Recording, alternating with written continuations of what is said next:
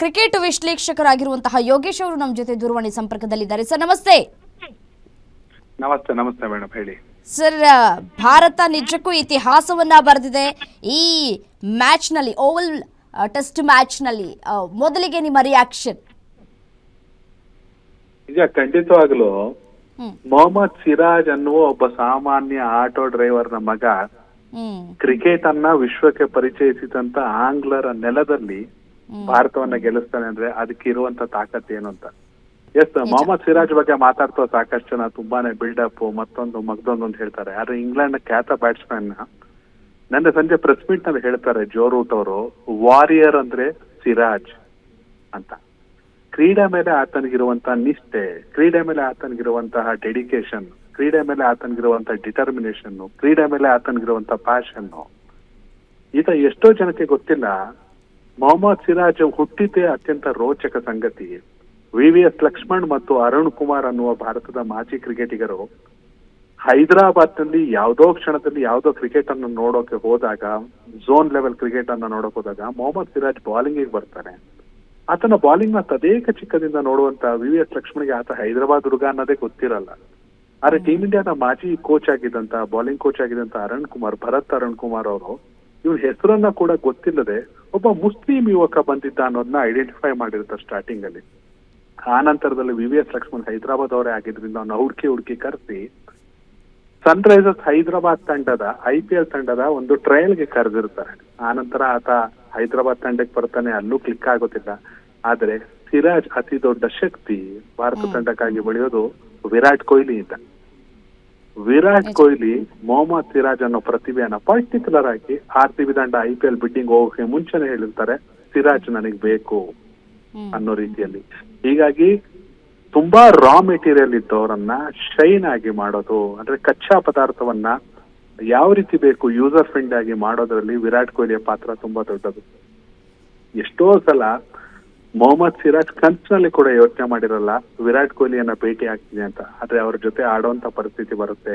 RCB ಯಲ್ಲಿದ್ದಾಗ team ಇಂಡಿಯಾಕ್ಕೆ ಬಂದ್ಮೇಲೆ ಆತ ಅವ್ರ ಮನೆಗೆ ಹೋಗುವಂತ ಪರಿಸ್ಥಿತಿ ಬರುತ್ತೆ. ವಿರಾಟ್ ಕೊಹ್ಲಿ ಸಂಪೂರ್ಣ ತಂಡವನ್ನ ಕರ್ಕೊಂಡು ಸಿರಾಜ್ ಮನೆಗೆ ಹೋಗ್ತಾರೆ.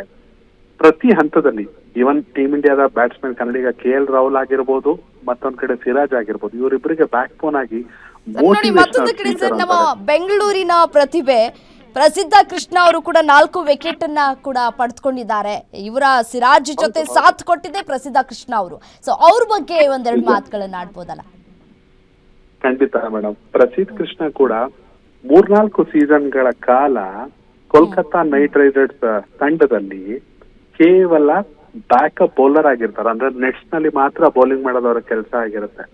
ಆದ್ರೆ ಇಲ್ಲಿ IPL ಅನ್ನು ಯಾಕೆ ನಿಲ್ಸ್ಕೋಬೇಕು? ಒಬ್ಬ ನಟರಾಜನ್ ಅನ್ನುವ ವೇಗಿ ಆಗಿರ್ಬೋದು, ಒಬ್ಬ ಪ್ರಸಿದ್ಧ ಕೃಷ್ಣ ಆಗಿರ್ಬೋದು, ಅಥವಾ ಒಬ್ಬ ಸಿರಾಜ್ ಆಗಿರ್ಬೋದು, ಎಲ್ಲಕ್ಕಿಂತ ಹೆಚ್ಚಾಗಿ ಮುಂಬೈ ಇಂಡಿಯನ್ಸ್ ತಂಡ ಹುಡುಕಿದ ಜಸ್ಪ್ರೀತ್ ಬುಮ್ರಾ ಆಗಿರ್ಬೋದು. ಅಂದ್ರೆ IPL ಇಂತ ಆಟಗಾರರನ್ನ ಹುಟ್ಟು ಹಾಕಿದೆ. ಇಂಗ್ಲೆಂಡ್ ನೆಲದಲ್ಲಿ ಇಂಗ್ಲೆಂಡ್ ಮುಂದೆ ನಿಂತುಕೊಂಡು ಇಂಗ್ಲೆಂಡ್ ಆಂಬಿಯನ್ಸ್ ಅಂದ್ರೆ ಅಲ್ಲಿಯ ಫ್ಯಾನ್ಸ್ ಮುಂದೆ ಆಂಬಿಯನ್ಸ್ ಅನ್ನ ಜೀರ್ಗಿಸ್ಕೊಂಡು ಅವ್ರು ಮಾಡುವಂತ ಟೀಕೆಗಳು ಎಲ್ಲವನ್ನ ಅರಗಿಸ್ಕೊಂಡು, ಯಾಕಂದ್ರೆ ಸಿರಾಜ್ಗೆ ಸರಿಯಾಗಿ ಭಾಷೆ ಕೂಡ ಅಂದ್ರೆ ಇವತ್ತಿಗೆ ಪರವಾಗಿಲ್ಲ. ಆ ದಿನಕ್ಕೆ ಇಂಗ್ಲಿಷ್ ನ ಮಾತಾಡೋದ್ರಲ್ಲಿ ಕೇಳಿ ಅರ್ಥ ಮಾಡ್ಕೊಳ್ಳೋ ಪರಿಸ್ಥಿತಿ ಇಲ್ಲ ಅವ್ರ ಡೆಡಿಕೇಶನ್ ಅಂದ್ರೆ ಆರಂಭದ ದಿನಗಳಲ್ಲಿ. ಇವತ್ತಿನ ಪರಿಸ್ಥಿತಿ ಪ್ರಸಿದ್ಧ ಕೃಷ್ಣ ಆಗಿರ್ಬೋದು, KL ಆಗಿರ್ಬೋದು. ಇವತ್ತು ಇಂಗ್ಲೆಂಡ್ಗೆ ಹೊರಟ ಭಾರತ ತಂಡದಲ್ಲಿ ರೋಹಿತ್ ಶರ್ಮಾ ಇಲ್ಲ, ವಿರಾಟ್ ಕೊಹ್ಲಿ ಇಲ್ಲ, ಎಲ್ಲರ ಆಡ್ಕೊಂಡ್ರು. ಶುಭ್ಮನ್ ಗಿಲ್ ನಾಯಕತ್ವವನ್ನ ಟೀಕಿಸಿದ್ರು. ಕರೆಕ್ಟ್. ಇಂಥ ಸಂದರ್ಭದಲ್ಲಿ ಒಬ್ಬ ರವೀಂದ್ರ ಜಡೇಜಾ, ಒಬ್ಬ ಮೊಹಮ್ಮದ್ ಸಿರಾಜ್ ಇವತ್ತು ಟೀಮ್ ಇಂಡಿಯಾದ ಹೊಸ ಪ್ರತಿಭೆಗಳಲ್ಲ, ಇವತ್ತು ಟೀಮ್ ಇಂಡಿಯಾದ ಜೀವಾಳ. ಮೊಹಮ್ಮದ್ ಸಿರಾಜ್ ಹೊರತಾದ ತಂಡವನ್ನು ಊಹಿಸ್ಕೊಳ್ಳಕ್ ಕಷ್ಟ. ಮತ್ತೊಬ್ಬ ವೇಗಿ ಆಕಾಶ್ ದೀಪನ್ನ ಕೂಡ ನೆನಪಿಸ್ಬೇಕು. ಇದೇ ಕರ್ನಾಟಕದ ಉಡುಪಿಯಲ್ಲಿ ಟೆನ್ನಿಸ್ ಬಾಲ್ ಕ್ರಿಕೆಟ್ ಆಡ್ತಿದ್ರು ಕೆಲವು ವರ್ಷಗಳ ಹಿಂದೆ. ಎಲ್ಲಿ ದುಡ್ಡು ಕೊಡ್ತಾರೋ ಅಲ್ಲಿ ಹೋಗಿ, ಯಾಕಂದ್ರೆ ಹಸಿವು, ಮನೆಯ ಪರಿಸ್ಥಿತಿ. ಆತ ನೇರವಾಗಿ ಇಂಗ್ಲೆಂಡ್ ನಲ್ಲಿ ಟೆಸ್ಟ್ ಪಂದ್ಯವನ್ನು ಗೆಲ್ಲೋದಕ್ಕೆ ಕಾರಣ ಆಗ್ತಾನೆ ಆಕಾಶ್ ದೀಪು. ಈತ ಕೂಡ RCB ಪ್ರತಿಭೆ, RCB ತಂಡದಲ್ಲಿ ಆಡ್ತವ್ರು. ಹೀಗಾಗಿ ಇಂಗ್ಲೆಂಡ್ ತಂಡ ಇವತ್ತಿನ ಆಟವನ್ನ ಶುರು ಮಾಡೋದಕ್ಕೆ ಮುಂಚೆ ಯಾರು ಕನಸಿನಲ್ಲಿ ಊಹಿಸಿರ್ಲಿಲ್ಲ ಭಾರತ ತಂಡ ಗೆಲ್ಲುತ್ತೆ ಅಂತ. ಆದ್ರೆ ನಂಬಿಕೆಯನ್ನ ಇಟ್ಕೊಂಡಿದ್ದು ಶುಭ್ಮನ್ ಗಿಲ್ ಆಗಿರ್ಬೋದು, ರವೀಂದ್ರ ಜಡೇಜಾ ಆಗ್ಬೋದು. ಆದ್ರೆ ಎಲ್ಲಕ್ಕಿಂತ ಹೆಚ್ಚಾಗಿ ಟೀಮ್ ಇಂಡಿಯಾದ ವೇಗಿ ಮೊಹಮ್ಮದ್ ಸಿರಾಜ್. ಭಾರತ ಕ್ರಿಕೆಟ್ ನಲ್ಲಿ ವೇಗಿಗಳು ಅಂದ್ರೆ ಜಾವಗಲ್ ಶ್ರೀನಾಥ್ ನೆನಪಾಗ್ತಾರೆ, ಜಹೀರ್ ಖಾನ್ ನೆನಪಾಗ್ತಾರೆ, ಆಶೀಶ್ ನೆಹ್ರಾ ನೆನಪಾಗ್ತಾರೆ, ಸಾಕಷ್ಟು ಜನ ಇದ್ದಾರೆ, ವೆಂಕಟೇಶ್ ಪ್ರಸಾದ್ ನೆನಪಾಗ್ತಾರೆ. ಆದ್ರೆ ಇವತ್ತಿನ ಕ್ರಿಕೆಟಿಗರು ಹಾಗಲ್ಲ. ವರ್ಷದ 365 ದಿನದಲ್ಲಿ ಹೆಚ್ಚು ಕಡಿಮೆ 250 ದಿನ ಕ್ರಿಕೆಟ್ ಆಡ್ತಾರೆ, ಇನ್ಕ್ಲೂಡಿಂಗ್ IPL. 3 ತಿಂಗಳು IPL ಬೇಕು. ಆ 3 ತಿಂಗಳಲ್ಲಿ 14 ಮ್ಯಾಚ್ ಆಡ್ಬೇಕು ಬರೀ ಮೊದಲ ಹಂತದಲ್ಲಿ. ಇವೆಲ್ಲವನ್ನ ನಿಭಾಯಿಸ್ಕೊಂಡು ಎಲ್ಲಕ್ಕಿಂತ ಮುಖ್ಯವಾಗಿ ಫಿಟ್ ಆಗಿರ್ಬೇಕು. ಎಲ್ಲರೂ ಅಬ್ಸರ್ವ್ ಮಾಡಿರ್ಬೋದು, ಮೊಹಮ್ಮದ್ ಸಿರಾಜ್ ಇಂಜುರಿ ಆಗಿದ್ರು, ಹಸಿದ ಎಪ್ಪುಲಿ ಏನಪ್ಪಾ ಅಂತಂದ್ರೆ ನೋಡಿ, ಕರುಣ್ ನಾಯರ್, ಈ ಪ್ರಸಿದ್ಧ ಕೃಷ್ಣ ಅವರೆಲ್ಲ ಕನ್ನಡದಲ್ಲಿ ಮಾತನಾಡ್ತಾ ಇರ್ತಾರಲ್ಲ, ಆ ಒಂದು ವಿಚಾರದ ಬಗ್ಗೆ ಮಾತನಾಡಬಹುದಾ ಈ ಸಂದರ್ಭದಲ್ಲಿ? ಯಾಕಂದ್ರೆ ಪ್ರತಿಯೊಬ್ಬರೂ ಕೂಡ ಕನ್ನಡ ಬಳಕೆ ಮಾಡಿದಾಗ್ಲೇ ಆ ಖುಷಿಯೇ ಬೇರೆ ಇರುತ್ತೆ ನಮ್ಮ ಕನ್ನಡಿಗರಿಗೆ. ಇಲ್ಲ, ಖಂಡಿತವಾಗ್ಲು ಇಲ್ಲಿ ನಾವು ಕರ್ನಾಟಕದವರಾಗಿ ಕನ್ನಡಿಗರು ಅಂತ ಖುಷಿ ಪಡ್ತೀವಿ. ನೀವು star sports Tamil, star sports Telugu ನೋಡಿದ್ರೆ ಅಲ್ಲಿ ಅವರವರ ಭಾಷೆನ ಪಿಕ್ ಮಾಡಿರ್ತಾರೆ. ಈಗ ನಾವು ನೋಡಿರ್ಬೋದು ನಿತೀಶ್ ರೆಡ್ಡಿ ಆಗಿರ್ಬೋದು, ನಿತೀಶ್ ರೆಡ್ಡಿ ಬೌಲಿಂಗ್ ಮಾಡ್ತಾ ಇದ್ರೆ ಏನ್ ರಾಮ ಬಾಗ ಬೌಲಿಂಗ್ చేస్తావు ಅಂತ ಶುಭ್ಮನ್ ಗಿಲ್ ತೆಲುಗಲ್ಲಿ ಹೇಳ್ತಾರೆ. ಅದೇ ರೀತಿ ತಮಿಳ್ನಲ್ಲಿ ಮಾತಾಡುವಾಗ ತಮಿಳ್ ಆಟಗಾರರು ಆಗಿರ್ಬೋದು, ಸಾಯಿ ಸುದರ್ಶನ್ ತಮಿಳಲ್ಲಿ ಮಾತಾಡ್ತಾರೆ. ಎಸ್ಪೆಷಲಿ ಕರ್ನಾಟಕದ ಸುವರ್ಣಯುಗ, ಈ ಹಿಂದೆ 11 ಜನ ಪ್ಲೇಯಿಂಗ್ 11 8 ಜನ ಕನ್ನಡಿಗರು ಇರ್ತಿದ್ರು. ಕರ್ನಾಟಕದಲ್ಲಿ ಅಂದ್ರೆ ಭಾರತೀಯ ಕ್ರಿಕೆಟ್ ನಲ್ಲಿ BCCI ಅಂದ್ರೆ ಅಲ್ಲಿ ಹೆಚ್ಚಿನ ಮೆಜಾರಿಟಿ ಇರ್ತಾ ಇದ್ದು ಮುಂಬೈ ಆಟಗಾರದು, ಡೆಲ್ಲಿ ಆಟಗಾರದು. ಆದ್ರೆ ಅವರನ್ನ ಆಳೋ ಮಟ್ಟಕ್ಕೆ ಕನ್ನಡಿಗರು ಬೆಳೆದು ನಿಂತಿದ್ರು. ಆ ದಿನಗಳು ಈಗ ನೆನಪಾಗ್ತಾ ಇದೆ. ಯಾಕಂದ್ರೆ ಕರುಣ್ ನಾಯರ್ ಆಗಿರ್ಬೋದು, ನೀವೀಗಾಗಲೇ ಹೇಳಿದಾಗೆ ಪ್ರಸಿದ್ಧ ಕೃಷ್ಣ ಆಗಿರ್ಬೋದು, KL ರಾಹುಲ್ ಆಗಿರ್ಬೋದು, ಖುಷಿ ಪಡ್ಬೇಕು. ಮುಂಚೆ ಕರ್ನಾಟಕದ ಟೀಮ್ ನ ಜೊತೆಗೆ ಯಾರು 3 ಜನರನ್ನು ಕರ್ಕೊಬನ್ನಿ ಅಂತಿದ್ರು. ಅನಿಲ್ ಕುಂಬ್ಳೆ, ರಾಹುಲ್ ದ್ರಾವಿಡ್, ಸುನಿಲ್ ಜೋಶಿ, ಈಗಲೇ ಸ್ಟಾರ್ ಸ್ಪೋರ್ಟ್ಸ್ ಅಲ್ಲಿ ಎಲ್ಲರಿಗೂ ಕಾಣಿಸುವಂತ ವಿಜಯ್ ಭಾರದ್ವಾಜ್, ಡೇವಿಡ್ ಜಾನ್ಸನ್ ದುರಂತ ತೀರ್ಕೊಂಡ್ಬಿಟ್ರು ಸ್ವಲ್ಪ ದಿನಗಳ ಹಿಂದೆ. ಡೇವಿಡ್ ಜಾನ್ಸನ್ ಇದ್ರು. ಇವ್ರನ್ನೆಲ್ಲರನ್ನ ನೋಡ್ತಾ ಇದ್ದಾಗ ಕನ್ನಡಿಗರ ಒಂದು ಸುವರ್ಣ ಯುಗ ಆಗಿನ ದಿನ. 8 ಜನ, ನಿಮ್ಗೆ 8 ಅಲ್ಲ, ಆಮೇಲೆ ಎಲ್ಲ ನೆನ್ಸ್ಕೋಬೇಕು. ದೊಡ್ಡ ಗಣೇಶ್, ನಾವು ದೊಡ್ಡ ಗಣೇಶ್ ಅಂತ ಪ್ರೀತಿ ಕರಿತೀವಿ, ಆದ್ರೆ ಸಚಿನ್ ತೆಂಡೂಲ್ಕರ್ ಅವ್ರನ್ನ ಕರಿತಾ ಇದ್ದಿದ್ದು ದೊಡ್ಡ ನರಸಯ್ಯ ಗಣೇಶ್. ಅವರ ಸಂಪೂರ್ಣ ಹೆಸರನ್ನ ಕರಿತಿದ್ದ ಏಕೈಕ ಕ್ರಿಕೆಟ್ ಅಂದ್ರೆ ಸಚಿನ್ ತೆಂಡೂಲ್ಕರ್ ಮಾತ್ರ. ಮೇ ಬಿ ನಾನು ಹಿಸ್ಟ್ರಿನ ಮರ್ತಿದ್ದೀನಿ. ಆಸ್ಟ್ರೇಲಿಯಾ ಟೂರ್ ಆಫ್ ಇಂಡಿಯಾ, ಅದರಲ್ಲೂ ಬೆಂಗಳೂರಲ್ಲಿ ಒಂದು ಟೆಸ್ಟ್ ನಡೀತಾ ಇರುತ್ತೆ. ಸಚಿನ್ 90s ಅಲ್ಲಿ ಆಡ್ತಾ ಇರ್ತಾರೆ. ದೊಡ್ಡ ಗಣೇಶ್ಗೆ ನಾನ್ ಮನೆಗ್ ಕರ್ಕೊಂಡು ಹೋಗ್ಬೇಕು, ಸಚಿನ್ ನನ್ ಮನೆಗ್ ಕರ್ಕೊಂಡು ಹೋಗ್ಬೇಕು ಅಂತ. ನೀವು ಕನ್ನಡಿಗರ ಬಗ್ಗೆ ಮಾತಾಡಿದ್ಕೆ ಇನ್ಸಿಡೆಂಟ್ ನೆನಪಾಗ್ತಾ ಇದೆ. ಸಚಿನ್ ಹೇಳ್ತಾರೆ ಅವತ್ತಿಗೆ ಸಚಿನ್ಗೆ ಯಾವ ಮೊತ್ತನ ಭದ್ರತೆ ಇರುತ್ತೆ ಅಂದ್ರೆ ಯಾರನ್ನು ಮಾತಾಡಲ್ಲ. ಯಾವ್ದೋ ಒಂದು ಸಣ್ಣ ಕಾರನ್ನ ತಗೋತಾರೆ, ದೊಡ್ಡ ಗಣೇಶ್ ಹೇಳ್ತಾರೆ ನೀನ್ ಮನೆಗೆ ಹೋಗಿರೋ ನಾನ್ ಬರ್ತೀನಿ. ಇದೇ ಇವತ್ತಿಗೆ ಪೀಣ್ಯ ಬೆಂಗಳೂರಿಗೆ ಸೇರ್ಕೊಂಡಿದೆ. ಅವತ್ತು ತುಂಬಾ ಹೊರಗಡೆ ಪೀಣ್ಯಾಗಿ ಬರೋದು ಅಂದ್ರೆ ದೊಡ್ಡ ಗಣೇಶ್ ಅವರ ಮನೆಗೆ ರಾತ್ರಿ ಸಚಿನ್ ತೆಂಡೂಲ್ಕರ್ ಬಂದು ಅವ್ರ ಮನೇಲಿ ಆತಿಥ್ಯವನ್ನ ಸ್ವೀಕರಿಸಿ ಅವರ ಕುಟುಂಬದ ಜೊತೆ ಕಾಲ ಕಳೆದು ಕೆಲ ಹೊತ್ತು ವಾಪಸ್ ಹೋಗ್ತಾರೆ. ಮಾರನೇ ದಿನ ಹೋಗಿ ಅವ್ರು ಸೆಂಚುರಿ ಹೊಡಿತಾರೆ. ಅದನ್ನ ದೊಡ್ಡ ಗಣೇಶ್ ತಮ್ಮ ಪುಸ್ತಕದಲ್ಲಿ ಬರ್ಕೊಂಡಿದ್ದಾರೆ.